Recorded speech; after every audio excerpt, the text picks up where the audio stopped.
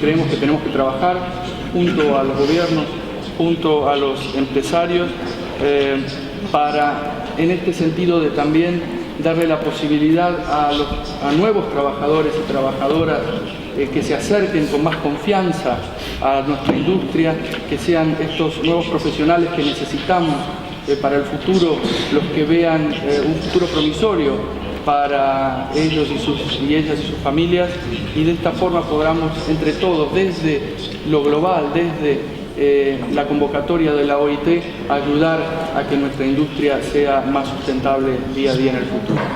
Gracias.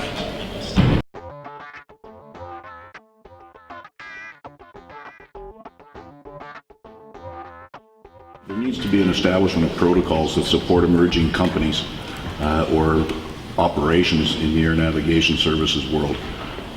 These organizations are coming basically from nowhere with little background as to what to rely on. They have no history of collective bargaining or social dialogue in many cases, and that's particularly at the workers' level. I think that attraction and retention can only be bolstered by quality collective agreements that recognize the value of both parties, and that our challenge should be to create and sustain a discussion on establishing education programs as well as joint assistance to emerging groups as to the rights of association as well as effective collective bargaining. Thank you.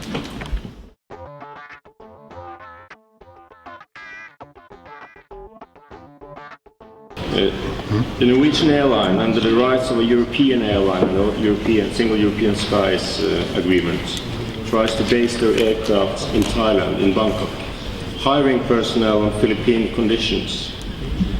Under the rights of the Open Skies agreement between the EU and the US, they have all the rights to fly between Europe and Asia, Europe and the US, and also intra-European routes with Asian wages and conditions if they find a country who will harbor the possibility to employ on local conditions in Asia. An example, which government will be able to have to control, which civil aviation agency will have the possibility to control if a Norwegian company based Norwegian European registered aircrafts in Bangkok with personnel from Philippines flying routes from Germany to the US. Which national government will be able to control this personnel? This is the model some low-cost carriers are trying to develop and implement into the global airlines businesses. Thank you.